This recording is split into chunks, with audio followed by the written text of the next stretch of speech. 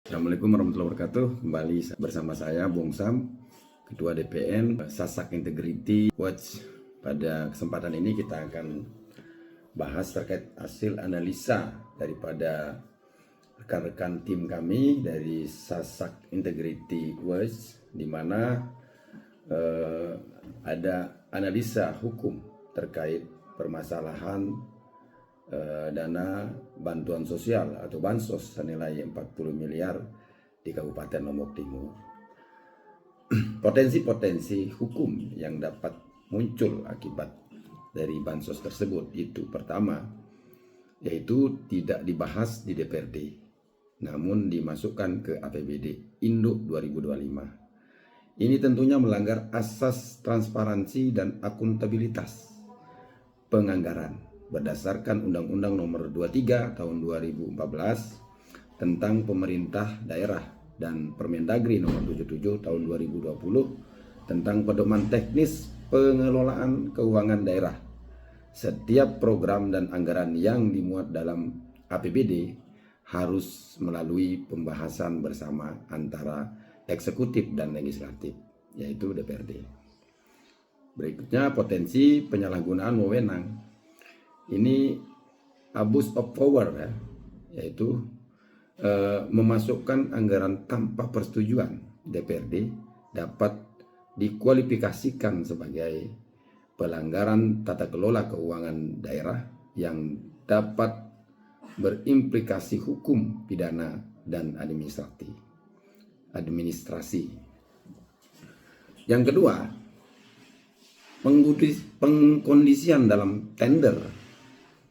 Yang kedua, pengkondisian dalam tahapan tender diduga melanggar hukum pengadaan barang dan jasa mengacu pada Perpres nomor 12 tahun 2021 tentang pengadaan barang jasa pemerintah.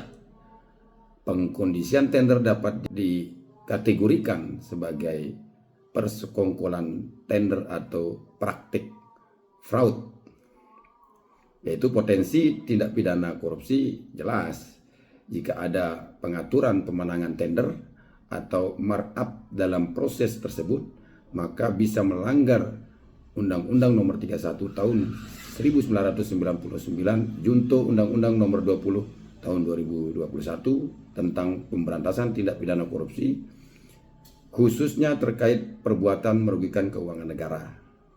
Yang ketiga, penyaluran tidak tepat sasaran karena data tidak valid.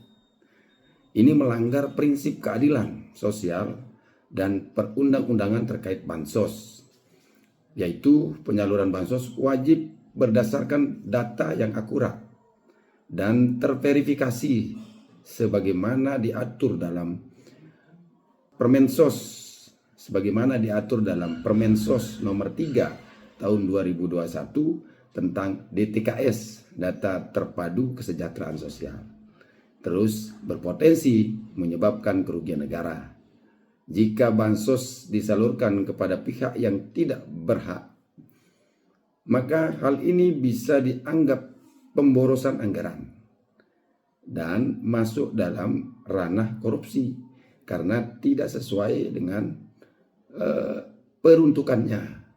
Pasal 3 dan 8 Undang-Undang Tipikor. Jumlah penerima 273.000 kurang lebih memerlukan validasi ketat sebenarnya.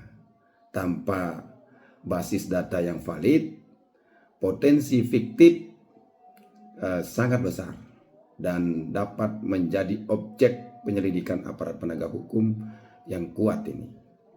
Nah, jadi kesimpulan saya dari analisa teman-teman kami di Sasak Integrity Watch, yaitu jika benar ya terjadi, maka itu dapat mengabaikan pembahasan dalam penganggaran, pengkondisian tender, dan penyaluran bansos tanpa data valid. Maka terdapat indikasi kuat terjadinya pelanggaran administratif dan tindak pidana korupsi, terutama dalam bentuk satu,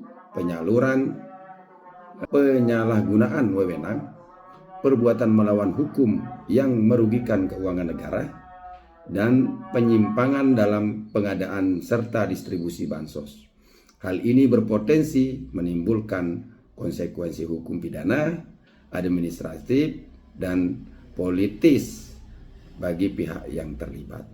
Nah, itu sangat penting sekali bagi kita untuk kita kaji bersama apakah memang itu benar, tapi kita sudah memberikan hasil analisa daripada teman-teman Sasak Integrity Watch secara hukum ya, terkait tentang penyaluran bansos 40 miliar Kabupaten Lombok Timur tersebut. Oke, demikian dari saya, Bung Sam. Salam anti korupsi. Jazakumullah khairan katsirah.